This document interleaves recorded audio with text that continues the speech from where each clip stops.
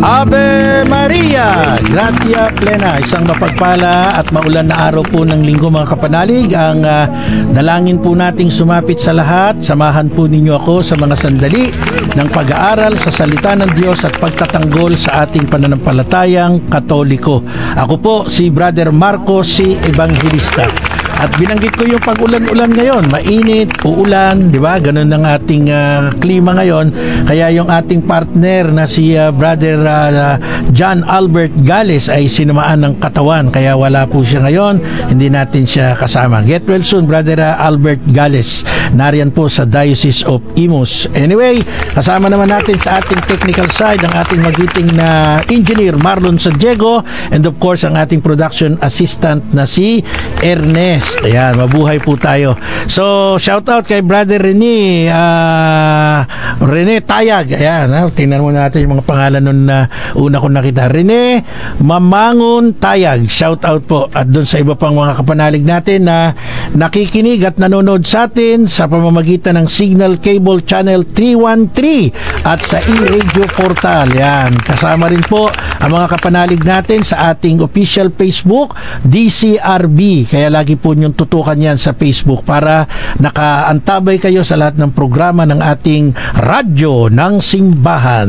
Ngayong araw na ito mga kapanalig ay kapistahan po ng ating unang-unang santong Pilipino, si San Lorenzo Ruiz de Manila, na natatanda natin ay kinanonize ng ating yumaong Santo Papa na ngayon ay isa ng santo rin, si Pope John Paul II. Kaya sa lahat ng mga parokya na ang patron ay ang San Lorenzo Ruiz, maligayang kapistahan po. In particular, dyan po sa Romblon, Diocese of Romblon, yung kanilang seminaryo, yung San Lorenzo Seminary, no?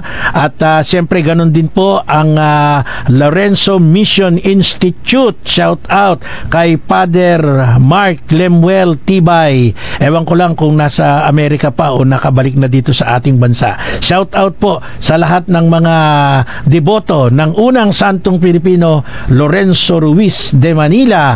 At sa araw ding ito ay kaarawan ng isa sa ating idolo, no, na Most Reverend Socrates Villegas ng Archdiocese of Lingayen, Dagupan.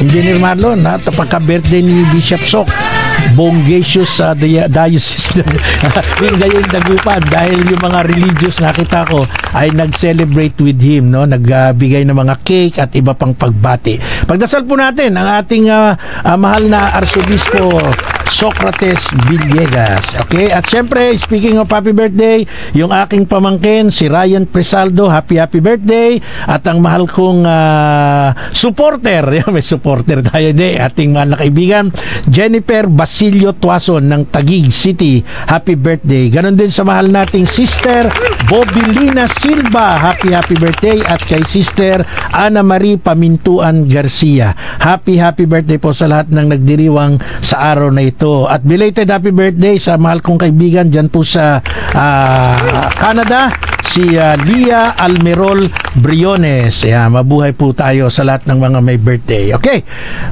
bukod sa birthday, kahapon po, kwento ko lang, nagpunta po kami ni Brother Marlon, hindi San Diego, Brother Marlon Asuelo, yung partner natin, at saka si Brother Jose Protasio Corilla sa Bulacan, dahil tayo naggunita ng 40 days nung aking mahal na kaka. No, pag sinabing kaka, pinakapanganay, si kaka Aquilino Medina de los Santos. Nag 40 days siya kahapon. Pumunta kami dyan sa Manila Memorial Park ng Plaridel, Bulacan. Tapos, bago yung kanyang 40 days, magkasunuran silang namatay nung isa ko pang ate, si Lydia de los Santos San Pedro, taga Sipat, Plaridel, Bulacan. Ang pagitan ng magkapatid, 6 na araw lang po. So, 6 days before kahapon, na ginunitari namin, nasa Bulacan din ako, yung 40 days ni Lydia Elpidia de los Santos San Pedro, na nanay ni Enson, nanay ni Nandi at saka ni Nante. Yun yung mga pamangking ko. So habang ako'y nagmumuni-muni, 40 days, sabi ko, 40 days. Alam niyo po ba, maraming Katoliko, traditionally, sineselebrate or hindi man sineselebrate kundi ginugunita, kino-commemorate yung 40 days. Pero sa ibang sekta, of course, itong ginagawang ito ng mga Katoliko, ano sa kanila, ekis sa kanila yan. Di ba? Mga Katoliko, may 40 days pa kayo, ekis sa kanila yan. Ngayon, dapat siguro maintindihan natin, saan po ba nanggaling itong ating paggunita ng 40 days? Bukod sa 40 days, meron pa tayong pasyam di ba? Alam nyo, ang pasyam at ang 40 days, halos sa tradisyon natin sa simbahang Katolika, pareho lang po yan, yung 9 days nobina, no? And then itong 40 days, saan natin kinuha yung pinaka-ugat nito? Kung atin pong pag-aaralan ang mismong tagpo sa ating Panginoong Hesukristo, pag tayo po ay nagbasa ng Biblia sa bahagi po ng Gawa, chapter 1, verse 3, no? Basahin po natin sa Bible, mga kapanalig. Gawa chapter 1 verse 3. Ganito po ang ating mababasa. Okay? Pagkatapos ng kanyang paghihirap, maraming ulit siyang nagpakita sa kanila. Sa gayon, napatunayang siya'y buhay. Napakita siya sa kanila sa loob ng 40 araw at nagturo tungkol sa paghahari ng Diyos. Sino po ang tinutukoy dito? Walang iba kundi ang ating Panginoong Hesukristo. Ano ang ginawa ng ating Panginoong Hesukristo? Sabi ho ng ating binasa, 40 araw na nagtuturo siya tungkol sa paghahari ng Diyos. Ibig sabihin, pagkatapos na siya'y mamatay, ang ating Panginoong Hesukristo po ay nanatiling narito sa ating piling sa loob ng 40 araw. At kung ating babalikan yung tagpo kung saan po ay nagpunta ang ang kanyang mga alagad sa kanyang libingan, at doon wala silang nakita kundi yung kanyang damit na ibinalot, no, yung ibinalot nung siya'y namatay. Pag tiningnan natin ang Gospel of St. John chapter 20 verse 17, ang sabi ng ating Panginoon dito, "Huwag mo kong hawakan sapagkat hindi pa ako nakapupunta sa Ama," wika ni Jesus. Ayan. Kasi dito, lalapitan siya ni Maria, hindi po yung nanay niya, no? Kundi isang alagad na ang pangalan ay Maria. At sinabi ng ating Panginoon, "Huwag mo akong hawakan sapagkat hindi pa ako nakapupunta sa Ama," wika ni Jesus. Anong ibig sabihin? Ang ating Panginoong Hesukristo, dahil hindi pa nakapupunta sa Ama, ibig sabihin hindi pa nakaakyat sa langit, hindi pa siya umakyat sa langit. Tama naman dito sa Gawa, chapter 1, verse 3, kung saan nagpakita siya ng ilang ulit, maraming beses, sa loob ng 40 araw. Shout out sa mahal nating idol, Reverend Father Mark Anthony Toto Serrada, Salesians of Don Bosco, nandyan sa Batulao, Batangas. Mabuhay po kayo, Father Toto. At shout out kay Brother Arnel De Solok. Ayan, nakikinig at nanonood sa atin from Taytay, Rizal. Mabuhay po kayo. So, ang ating Panginoon, 40 days after na mamatay, ay narito at naglalakbay pa. Nagtuturo pa nga ng tungkol sa paghahari ng Diyos. So, dito ho nag-originate yung tradisyon ng ating pananampalataya na may 40 days tayong ino-observe. Pero, ikaklaro lang natin, ang Panginoong Hesukristo 40 days na nanatili kasi meron pa siyang mission, at ang kanyang mission ay ituro pa rin ang paghahari ng Diyos at maipakita sa kanyang mga alagad ang kanyang pag-akyat sa langit, kung saan bago siya umakyat sa langit ay nagbigay po siya ng Great Commission o yung paghahayo, bautismuhan ang buong sanlibutan sa ngalan ng Ama, ng Anak at ng Espiritu Santo. Matthew chapter 28. So dito mga kapanalig, yung ating Panginoon hindi pa umakyat sa langit, no? After ng 40 days saka lang siya nagkaroon ng ascension, pero hindi po ito maaari nating gamitin sa atin ng mga ordinaryong mga tao na pagkatapos nating mamatay, may 40 days pa rin tayong naglalakbay dito sa lupa. Hindi na ho yun ganon. Iba ho ang senaryo sa ating Panginoong Jesucristo kasi meron pa po siyang misyon at kailangang maipakita niya sa kanyang mga alagad, handa na sila sa kanyang pag-akyat sa langit, yung ascension. Sa ating mga ordinaryong tao, kapag katapos nating mamatay, sabi po ng banal na kasulatan, pag atin pong binasa ang aklat ng Hebreo, chapter 9, verse 27, ganito naman po ang ating mababasa. Hebreo chapter 9 verse 27. Itinakda sa mga tao na minsan lamang mamatay at pagkatapos ay ang paghuhukom. Tayo pong mga taong ordinaryo, kapag katapos nating mamatay, matik po meron tayong paghuhukom. Ibig sabihin, meron na tayo agad na patutunguhan. Hindi ho tayo gagala-gala dito sa lupa katulad ng ginawang ng ating Panginoong Jesucristo. 40 days siyang nangaral pa. Magkaiba po ang ating senaryo. Huwag nating ikumpara yung sarili natin sa Panginoon. Kaya yung iba nagsasabi, oh, naku, nandiyan pa ang kaluluwa ni ano. Hindi ho totoo yun. Hindi ho totoo yun. Kaya minsan sinasamantala rin ng demonyo yan. Yung iba natatakot, 40 days takot. Hindi ho totoo yan. Okay, so tuloy ko yung aking pagpapaliwanag.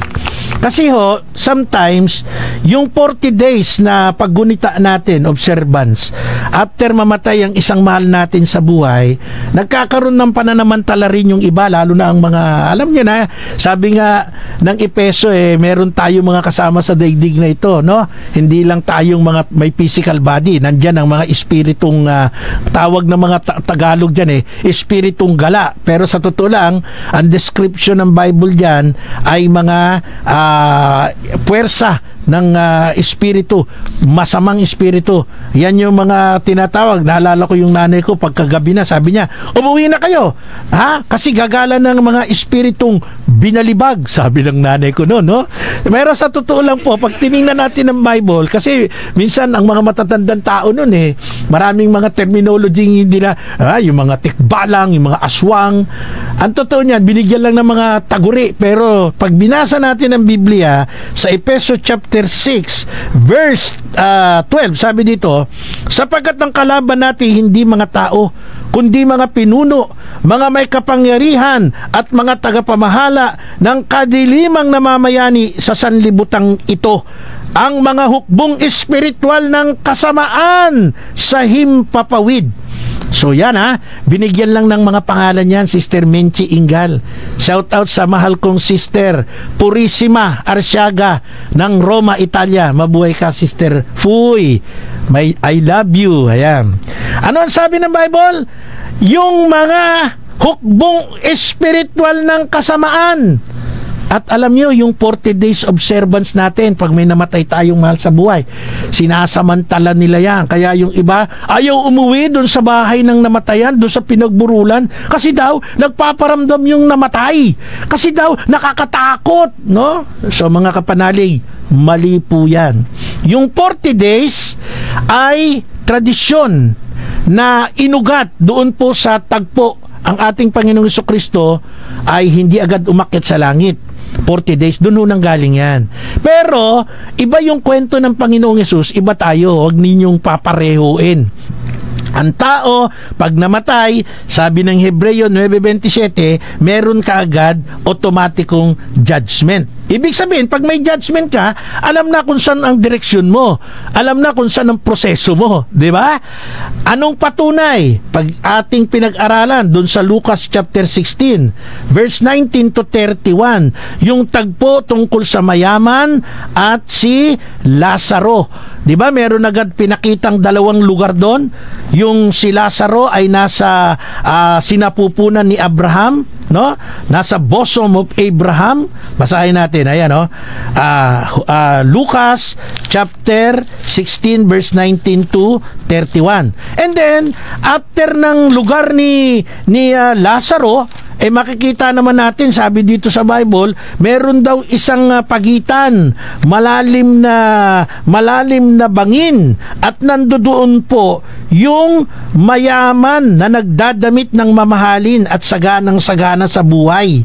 Si Lazaro, ang banggit ng Bible dito sa verse 20, isang pulubi. So ano nangyari? Namatay silang dalawa. Sabi ng verse 23, sa gitna ng kanyang pagdurusa, sa Hades, tumingala ang mayaman at kanyang natanaw sa malayo si Abraham, kapiling si Lazaro.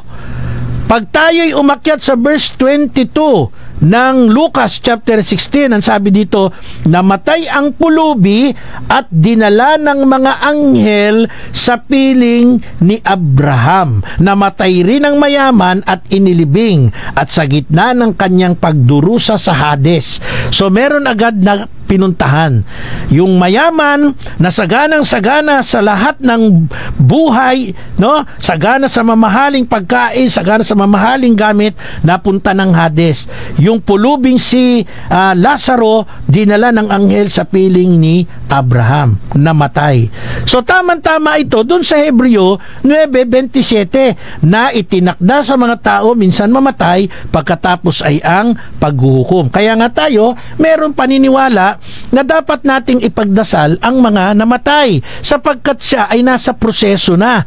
Proseso ng maaaring siya ay naroon po sa purgatorio at kailangan ng mga mahal nating yumao na ipagdasal sila. Kaya huwag tayong magkaroon ng expectation agad-agad na pag namatay ay sa langit na yan. Wag. Kasi minsan nagiging daan din to para tayo ay maging kampante, makalimutan nating ipagdasal ang mga yumao. Tulungan natin sila na ipagdasal upang dun sa proseso ng kanilang paglalakbay, no, ay nandoon yung agapay nating mga nabubuhay. Kaya nga merong tatlong sangay ang simbahan natin, yung militant church, triumphant church, at saka yung suffering church. Sino yung militant? Tayo, mga buhay pa, naglalakbay. Sino yung victorious? Victory, nandun na sa langit, yung mga banal. Sino po yung suffering? Yung mga kapanalig natin, mahal natin sa buhay, kamag-anak natin na nasa purgatorio, nasa proseso ng cleansing, paglilinis. Yung mga protestante, ayaw nila ng purgatorio, di okay lang. Ayaw nilang tanggapin. Pero tandaan nyo, sa ating pananampalatayang Katoliko, lalo na kapag nagdadasal tayo ng Santo Rosario, kasama kahit yung mga hindi naniniwala, lagi natin sinasabi, di ba? Yung ejaculation, "O my Jesus, forgive us our sins, save us from the fires of hell, and lead all souls to heaven, especially those who most need of thy mercy." All souls, lead all souls to heaven. Akayin mo po ang lahat ng kaluluwa patungo sa langit. Kaya kahit yung mga hindi naniniwala, kahit yung mga galit sa atin, kahit yung mga kritiko ng simbahan natin, alam nyo ba, pinagdadasal natin sila, lalong-lalo na kapag tayo ay nagro-rosaryo. Ganun din sa banal na Santa Misa, di ba? Merong dinadasal ng mga pare, alalahanin mo ang mga kapatid naming nahimlay nang may pag-asang sila'y muling mabubuhay, at gayon din ang lahat ng mga pumanaw. Itinataas ng mga kaparian natin sa misa, itinataas ng sambayan ng Kristiyano ang lahat ng mga pumanaw. All souls to heaven. Maliban kung wala ng kaluluwa yung mga yan, no? Ewan ko lang kung may kaluluwa pa, yung mga kontraktor, yung mga engineer na nagnanakaw sa kaban ng bayan. Ewan ko lang kung may kaluluwa pa yung mga yan. Hindi. Pero sa totoo lang, lahat pinagdadasal natin sa loob ng Santa Iglesia Katolika. Very unique, di po ba? Maparosaryo, mapamisa, sinasabi natin na itinataas natin sa Diyos ang lahat ng mga pumanaw, di ba? So mga kapanalig, tayo po dapat lamang na maging maalam. Huwag nating takutin yung mga ibang namatayan na 40 days nandyan pa sa lupa, nandyan pa sa bahay niyan, nandyan pa yan sa mga kanto-kanto ng mga kalsada. Hindi yung totoo yun. Ang Panginoong Hesus lang po ang 40 days na nanatiling naglalakbay kasi may mission. At ang mission niya, ipangaral pa rin ang mabuting balita, ihanda yung mga alagad niya para masaksiyan nila yung kanyang ascension o yung kanyang pag-akyat sa langit. Shout out sa mahal kong pamangkin nandyan sa South Korea, Sosan, Hasmin Concepcion, and Amor Kilab, syempre nandyan din. ang dalawa kong ate na iniwang ko, si Rosemary Evangelista Kilab at si Corazon Evangelista Panya. Yan, ang dalawa kong ate. Nauna ako umuwi dito sa Pilipinas. Hanggang October 19 pa sila dyan sa South Korea. Okay? Shout out Brother John Diona, MATH.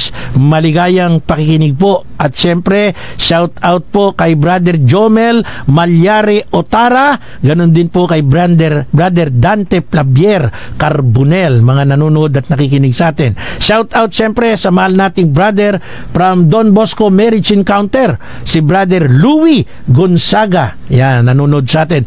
At see you bukas sa inyong ME prayer meeting dyan po sa Don Bosco, Makati. Magbibigay po tayo ng lecture dyan sa mga kapatid natin from Don Bosco, Makati. Shout out sa idol natin, Father Hernan Mendoza, Januarius Joseph Hernan. Idol natin to.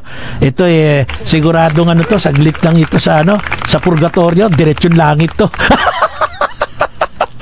Hindi natin pwedeng sabihin diretso sa langit, porke pare, maaring lahat ay dadaan sa purgatorio, kasi ang purgatorio lugar ng mga kaibigan ng Diyos, pero kailangan pa ng masinsinang paglilinis, at mangyayari yan sa pamamagitan ng prayer ng militant church, di ba? Father Hernan, I love you. Kura paroko ng Sagrada Familia dyan po sa Barangay Bagumbayan, Taguig City. Yan, di ba?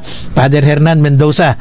So mga kapanalig, babalikan ko yung 40 days, Yung 40 po kasi sa Bible, ito po ay very significant Basta 40, regardless of year or days, di po ba? Yung 40, napakahalaga sa Bible po yan. Una, kung ating babalikan yung kasaysayan sa Genesis chapter 7 verse 4, alam nyo po ba, 40 days and 40 nights umulan. Yan yung tinatawag na bahang gunaw, 40. Di ba? At sa Genesis chapter 25 verse 20, 40 years bago po nagpakasal si Isaac kay Rebecca. 40 taon na siya nung nagpakasal siya. 40 days naman inimbalsa mo ang katawan ni Jacob ayon sa kaugaliang Ehipto. Nakalagay po yan sa Genesis chapter 53 verse 3. Sa Exodus chapter 24 verse 18, 40 araw po na si Moises ay namalagi sa Mount Sinai. At 40 taon pong naghari si David, Haring David sa buong Israel, according to 1 Kings chapter 2 verse 11. At ang pinaka-significant number ng 40, ang ating Panginoong Jesucristo po'y nag-ayuno, nag-ayuno. At ito po'y nasa Bible, Mateo chapter 4 verse 2. Kaya pag pinag-aralan natin yung 40, regardless of 40 days o 40 years, very significant po ito sa Bible. Kaya meron tayong 40 days observance. Pero hindi ibig sabihin, katulad ng Panginoon Yesus, 40 days din andito pa sa lupa yung mga mahal natin sa buhay na yumao. Tapos ang ginagawa ng iba, 9 days padasal, tapos 40 days padasal. Pagkatapos ng 40 days, tigil na dasal. Mali yun. Di ba? Kasi akala natin okay na, mali po yun. Kailangan kahit po lumagpas sa 40 days, kahit taon na, we can continuously offer prayer sa mga mahal nating yumao. At pwede tayong humingi ng intercession ni San Nicolas de Tolentino. Siya po ang patron ng mga kaluluwa sa purgatorio, yung mga pinagdadasal. Ako po, habit ko every time na ako'y naliligo, araw-araw naman ako naliligo, pagbuhos ko ng tubig sa aking katawan, sinasabi ko, San Nicolas de Tolentino, ipanalangin mo po ang mga kaluluwa sa purgatorio. Inuusal natin, di ba? Yung eternal rest give unto the all souls in purgatory, O Lord, and let perpetual light shine upon them. May they rest in peace. Amen. Then, kung gusto niyo bigyan ng special mention, yung mga mahal niyo sa buhay na yumao. Ako, yung aking ama, si Antonio, ang aking ina, si Francisca, kapatid ko, si Luzminda, yan, si Edison, si Manang Mila, si Manang Baby, yung mga tsuhin ko, tsahin ko, mga mahal kong kaibigan na yumao, mga kaibigan ating pari na yumao, Father Richmond Nilo, Brother Jubito Soberano, SDB, Brother Elmer Rodriguez, Brother Nick Aguilar, yung mga Salesians yan, mga mahal nating kaibigan, pinagdadasal natin. So ganun po ang dapat na maging ugali nating mga Kristiyano. Patuloy na ipagdasal ang mga yumao. Mga kapanalig, nasa ikalawang bahagi na po tayo ng ating palatuntunan, Apologetika. Salamat po sa Diyos, ang ating himpilan, number 2, radio station sa buong Metro Manila. Ayan, nasa likod ko, no? Number 2 tayo. At syempre, salamat po sa Panginoon, ang ating programang Apologetika, 18 years na pong sumasahimpapawid sa radyo ng simbahan. January 7, 2027 nang magsimula po tayo dito. At ang tinig na ito, salamat sa Diyos, patuloy na ginagamit, nakasama po ninyo, Brother Marco Evangelista. And of course, pangalawa sa Diyos, salamat sa ating management, no, ng Radio Veritas. Una, yung dati nating mahal na Pangulo, Father Anton City Pascual, kasi binuksan niya yung ating ang ating opportunity para maging program host. And then, ang mahal natin dating station manager, Madam Lani Cabral, nakikiramay po kami, buong pwersa ng Radio Veritas, sa pagpanaw ng inyong mahal na ina, si Nanay Lolita. Talagang malungkot pagka nawalan tayo ng mahal sa buhay, no? Madam Lani Cabral, aming pakikiramay. Ganon din po ngayon, present nating Pangulo, Father Roy M. Villen, na patuloy po nakasuporta sa ating apostolate, no? Na tayo ay magtanggol, magpaliwanag ng pananampalatayang Katoliko. At ang ating mabait na station manager, Madam Riza Mendoza. Siyempre, ang mga buong pwersa natin from technical side, yung ating PA, production assistant, at ang nandyan sa loob ng opisina. Salamat sa himpilan ng simbahan, Radio Veritas 846. Alam niyo mga kapanalig, tayong mga Katoliko, ang ating pananampalataya po perpekto eh. Nabubulilyaso lang dun sa mga Katolikong walang alam, tapos nakinig sa ibang sekta, lumipat ng ibang sekta, pagkalipat, kinundi na yung kanyang dating simbahan, which is the Roman Catholic Church. At inaatake tayo, sinasabing mali ang Catholic Church. Pero pag tinanong mo, wala namang alam. Nakinig lang sa mga pastor. Lalo na makikinig kayo sa mga pastor na makakapal din ang muka. May pastor na makapal ang muka, napanood ko kanina bago ako umupo dito pinagtatanggol yung anak niyang inaakusahan 'di ba? Ginamit yung pulpito para ipagtanggol at nagagalit siya doon sa nagsabing gumawa ng kalukuhan yung anak niya, 'di ba? Nako, very personal yung mga ganung bagay, pero ginagamit yung pulpito. Sasabihin na naman ng iba, bakit yung mga pari nyo binabatikos yung mga politiko? Obligasyon ng mga pari na sitahin ang mga mali, kasi hindi naman personal matter yun. Yun po ay nakasalalay ang moralidad, nakasalalay ang social issue ng bansa, di ba? At bilang mga pastol ng kawan ng Panginoon, obligasyon ng mga pari na magsalita, tumindig ng buong tapang at ipahayag ang tama, di ba?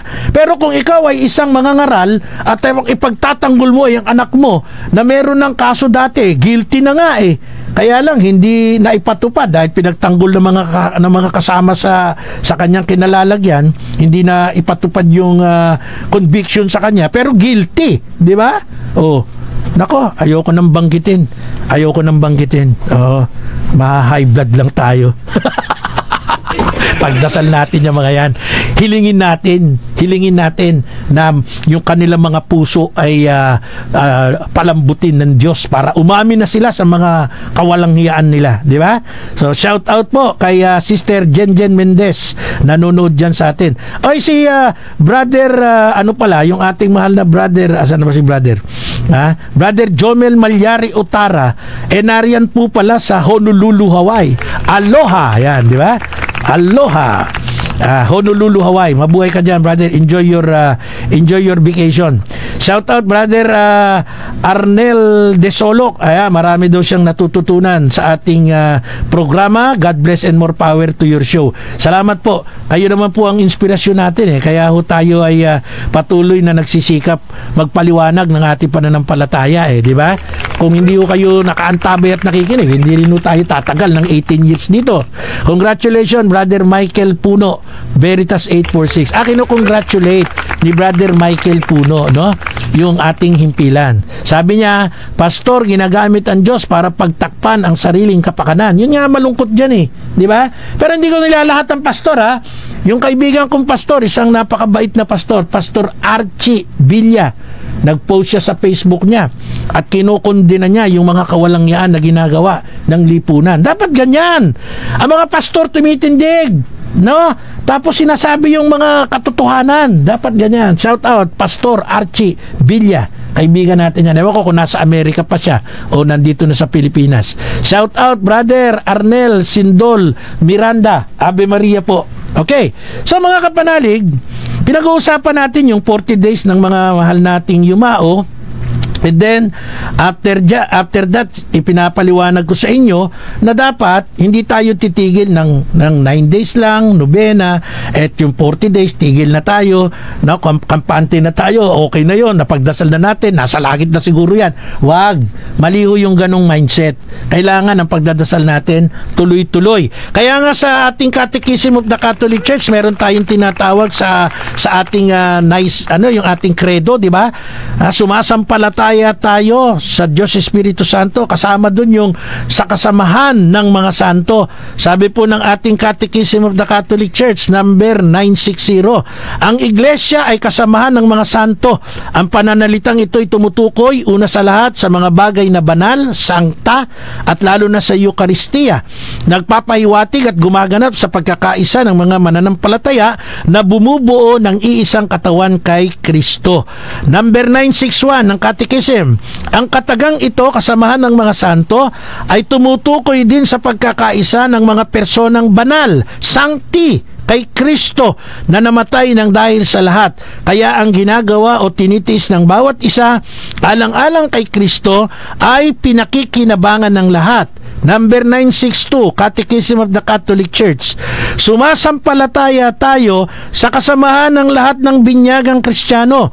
Ibig sabihin, ang mga naglalakbay sa lupa, ang mga nililinis pagkamatay nila, at ang mga nagtatamasa ng kaluwalhatian sa langit na sama-samang bumubuo ng iisang iglesia. At sumasampalataya rin tayo na sa pagkakaisang ito ay umiiral para sa atin ang mawaing pagmamahal ng Diyos at ng kanyang mga santo na laging nakikinig sa ating mga panalangin. Sabi nga ho yan ng ating Catechism of the Catholic Church, number 962. Iyon yung binanggit ko kanina. Yung Militant Church, Triumphant Church, at yung tinatawag nating Suffering Church. Nagkakaisa lagi yan. Hindi ho pwedeng naghihiwa-hiwalay. Kaya nga yan ay pabilog. Walang end, walang tapos, no? Eternity ang ating pagsasama. Tayo ngayon, patuloy na nagdadasal kasi naniniwala tayo sa proseso eh. Naniniwala tayo. Hindi natin inimbento lang ang purgatorio. Although yung termino, the exact term, no, na hinahanap ng mga protestante sa atin, wala. Pero pag pinag-aralan natin ang proseso ng purgatorio, talaga naman pong mai-establish natin na meron talagang purgatorio. Although, ulitin ko, admitted tayo dyan, wala yung eksaktong salita na purgatorio per se, di ba? Pero yung proseso na kinakailangan talagang nangyayari. Kaya nga dito po sa banal na kasulatan, di ba, meron tayong binabanggit na naog sa kinaroroonan ng mga yumao. Saan nagpunta ang Panginoong Yesus? Nanaog sa kinaroroonan ng mga yumao. Saan yun? Hindi pwedeng sa langit yun. Diba sabi nga doon sa binasa natin sa John chapter 20 verse 17, wag mo muna akong hawakan, hindi pa ako nakakarating sa Ama. So hindi pa siya umakyat ng langit. Nanaog sa kinaroroonan ng mga yumao. Ano yun, sa impyerno? Hindi po pwedeng impyerno kasi ang mga nasa impyerno wala na pong pag-asa eh. Nandun na sila sa final judgment na yan eh, di ba? So saan yung nanawag sa kinaroroonan ng mga yumao. Pag tiningnan natin ang unang sulat ni San Pedro, 1 Peter chapter 3 verse 19, nakalagay dyan, sa kalagayang ito, pinuntahan niya at inaralan ang mga espiritong nakabilanggo. Imagine niyo yung term na ginamit dito, yung paglalarawan.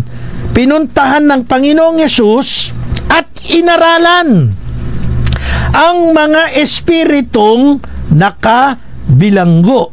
Paano ngayon yun? Yung mga nasa impyerno ba, tuturuan pa? Di ba?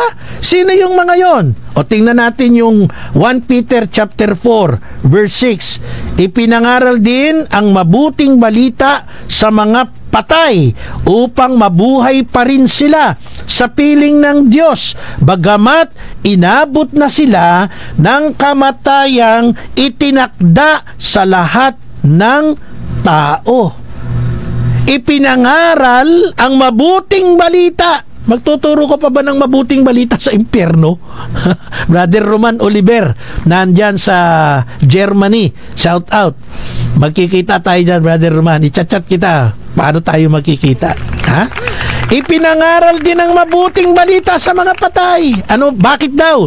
Upang mabuhay pa rin sila sa piling ng Diyos, bagamat inabot na sila ng kamatayang tinakda sa lahat ng tao. 1 Peter chapter 4 verse 6. Ayan, mga kapanalig. Kaya yung proseso ng purgatorio, ito yung sinasabi ng Panginoon Hindi ka makakalabas doon hanggat di mo nababayaran ang kahit kahuli-hulihang kusing. Ayan. Hindi ka makakapasok doon. So, paano babayaran yung kahuli-huli ang kusing?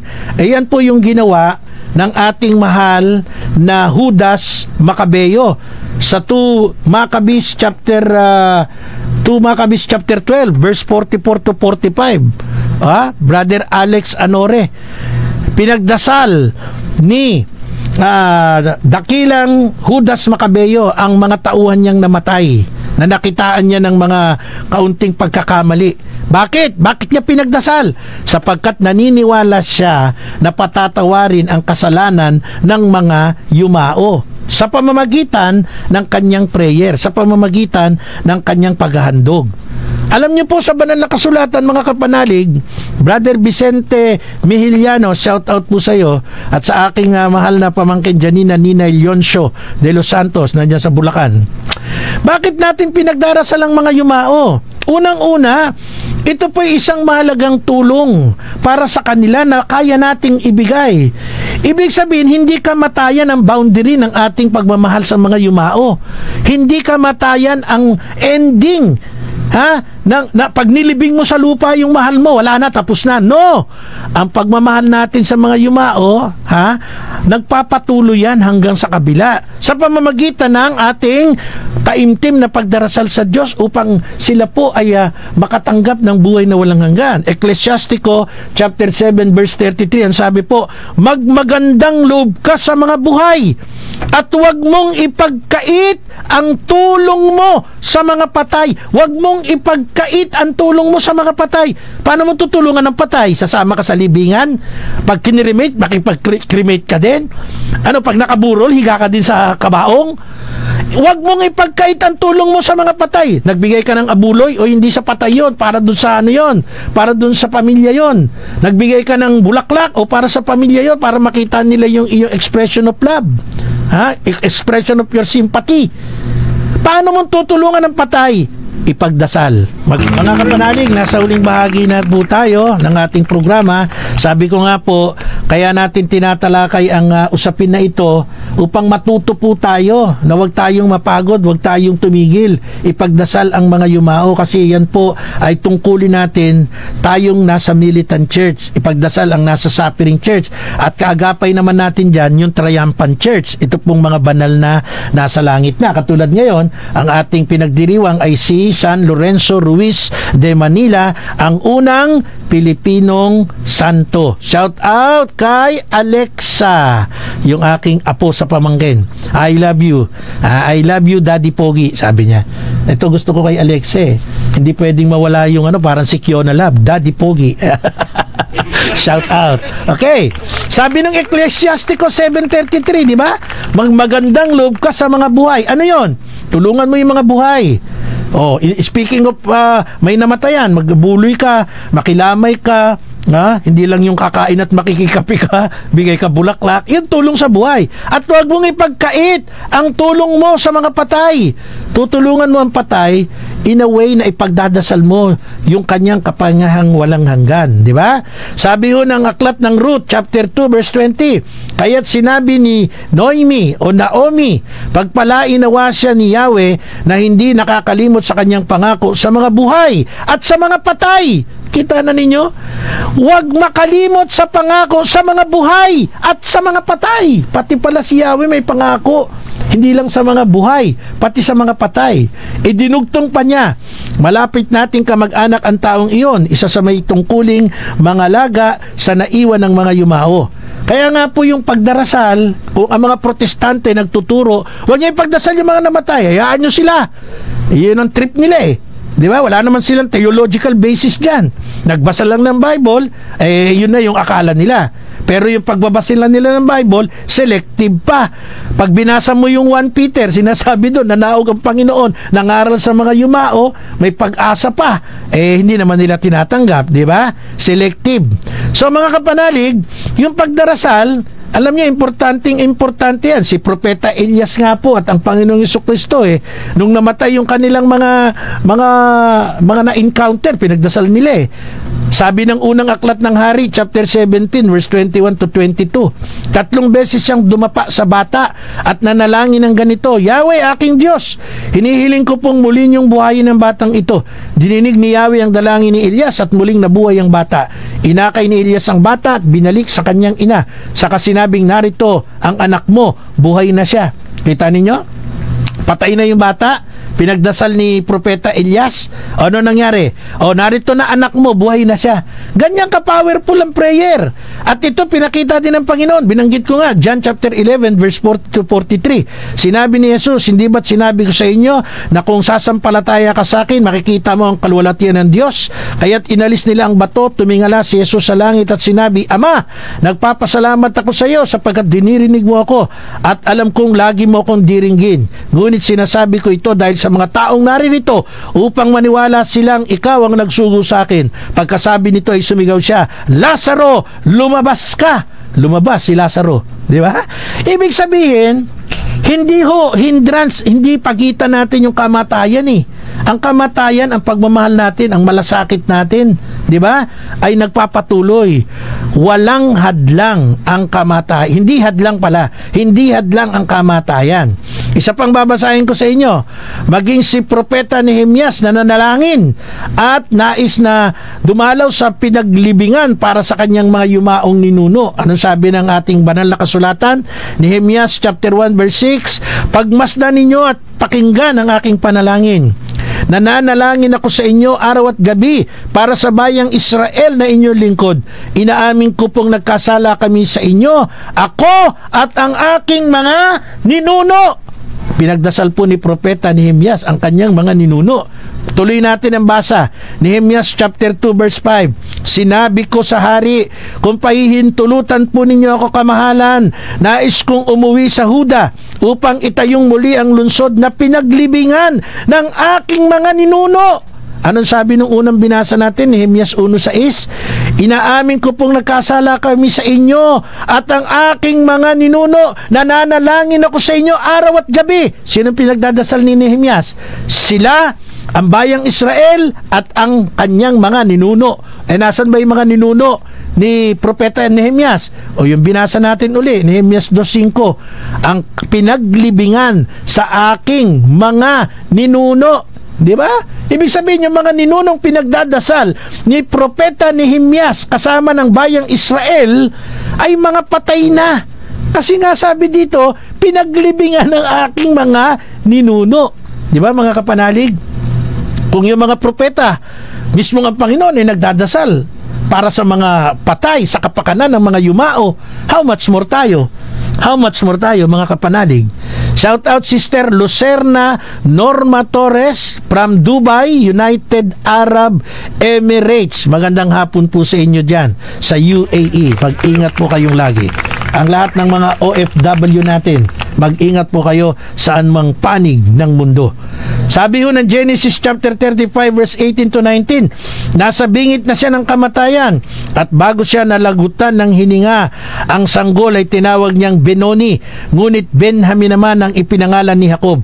Namatay si Raquel at inilibing sa tabi ng daang patungo sa Efrata na ngayon ay Bethlehem. Ang puntod ay nilagyan ni Jacob ng batong pananda at hanggang ngayon makikita pa rin ang panandang iyon sa puntod ni Raquel. Anong ibig natin sabihin? Di ba? Iniingatan natin ang mga labi ng mga mahal natin sa buhay na yumao, kaya nga nauso ang mga lapida eh. Di ba? Bakit? Kasi yung lapida, pagkakakilanlan ng mahal nating yumao at tanda ng ating pananatiling inaalala sila. Di ba? In memoriam, mga kapanat. Kaya po, importante na tayong mga nabubuhay, according nga dun sa binasa ko kanina sa inyo sa ating Catechism of the Catholic Church number 962, tayong mga buhay, ipagdasal natin ang mga yumao nating namatay na. Ngayon, yung iba, inaatake na naman tayo. Walang katigil-tigil sa atake po. Walang tigil sa atake. Nasan daw sa Bible na yung mga santo ay humingi tayo ng prayer at sabihin natin, halimbawa, San Lorenzo Ruiz de Manila, ipanalangin mo kami. Mary Help of Christians, pray for us. San Francisco ng Assisi, pray for us. Magse-celebrate din ng piyesta San Francisco ng Assisi. Shout out kay Father Sed Calderon, Cura Paroko ng St. Francis of Assisi dyan po sa Peñaranda, Nueva Ecija, at kay Father Isidro Puyat dyan naman po sa Bungabo, Nueva Ecija. Ang mga parokya nila St. Francis of Assisi. Sa mga Franciscano, magpipiesta na ang ating mahal na patron. Nasa Bible ba yung mga santo? Dapat nating lapitan, tapos humingi tayo ng prayer sa kanila, tapos magtiwala tayo ng intercession nila. Basahin natin, mga kapanalig, dito po sa Hebreo chapter 12 verse 23. Lumapit kayo sa masayang pagkakatipon ng mga ibinilang na panganay na nakatala sa langit. Lumapit kayo sa Diyos na hukom ng lahat. Eto lumapit kayo sa Diyos na hukom ng lahat. Paano po tayo lalapit sa Diyos na hukom ng lahat? Paano tayo lalapit? Ang sagot dyan, simple lang. Magdasal ka, lumalapit ka sa Diyos, di ba? So, through prayer, lumapit ka sa Diyos. Ayan na nakalagay sa Bible Lumapit kayo sa Diyos na hukom ng lahat. Ito na po ang kasunod. Pakinggan nyo pong mabuti. O kung may Bible kayo, basahin nyo po. Anong sabi dito? Lumapit kayo sa Diyos na hukom ng lahat at sa mga espiritu ng mga taong banal na naroon na sa dakong inilaan sa kanila ng Diyos. Lumapit kayo sa Diyos at lumapit kayo sa espiritu ng mga taong banal na naroon na sa dakong inilaan sa kanila ng Diyos. So, meron pong instruction pala ang Bible Pwede po talaga tayong lumapit sa espiritu ng mga taong banal. Lumapit tayo sa kanila. Kasi, yung paglapit natin sa kanila, hindi natin sila ini-elevate na maging Diyos. Sila ay katuwang natin para tayo ay lumapit sa Diyos. Yung iba kasi ang interpretasyon, porque naglapit ka sa Diyos, akala nila, tinuring mo ng Diyos-Diyosan. Dinaig na ng mga santo yung ating tunay na Diyos. Hindi po. Ang mga santo ay katuwang natin. Pinagdadasal tayo. Kaya nga sabi natin, pray for us. Di ba? Pray for us. O mga kapanalig. Kaya yung mga umaatake sa Catholic Church, medyo mag-isip-isip naman po kayo ng talagang katotohanan, di ba? Katotohanan. Kasi ang pananampalatayang Katolika, perpekto po, kung meron man kayo na i-encounter na ano yan, na mga sumasama sa inyo, tapos aataking kasama na ninyo sa amin, yan po ay tinatawag nating mga wala namang alam. Yung dasal ng mga banal, sabi ng Hebreo 12:23, katulad po dito sa inilarawan ng Pahayag chapter 8 verse 4. Anong sabi? Mula sa kamay ng anghel, pumailan lang sa harapan ng Diyos ang usok ng kamanyang, kasabay ng dalangin ng mga hinirang ng Diyos. Kita na ninyo? Ang mga anghel, ang mga banal sa langit ay nagdadasal. Pumapailan lang ang kanilang dasal, no? Kasabay ng usok ng kamanyang. Ayan. At ito'y dumadating sa harapan ng Diyos, mga kapanalig. Kaya yung mga protestante, ewan ko ba, di ba? Parang makabanat lang makabanat lang sa makabanat lang sa Catholic Church at sinasamantala yung mga walang alam. Akala nila tama ng tama yung kanilang itinuturo, kaya ang nangyayari, yung mga Katolikong hindi nag-aaral, yung mga Katolikong tamad, ayun ang pinatutunguhan, nagiging mga protestante. Marami pa po tayong nais talakayin, subalit wala na tayong sapat na oras. Salamat po sa inyong pagsama. Hanggang sa susunod na linggo, patuloy po tayong mag-aaral. At salamat po sa mahal nating tagapagtaguyod ng ating mission, ng ating apostolate, si Kapitana Evelyn Tan Arago, ang hepe ng Barangay Affairs Office ng Taguig City. Thank you for your continuous generosity para sa ating mission, Kapitana Evelyn Tan Arago, at sa iyong pamilya. Ganon din kay Brother Arnel Borromeo at sa iyong pamilya, kay Police Senior Master Sergeant Eric Castillo ng Caloocan PNP at sa iyong pamilya, at ganon din po kay Sister Puy Purisima Arsiaga ng Roma, Italia. At si Brother Major Carmelo Cortez, shout out Brother Major Carmelo Cortez, nandyan sa Estados Unidos. Ingat po kayong lagi, mahal ko kayong lahat, pagpalain tayo ng Panginoon. Ako po si Brother Marco Evangelista, nagsasabing sumainyo ang katotohanan. Salamat po.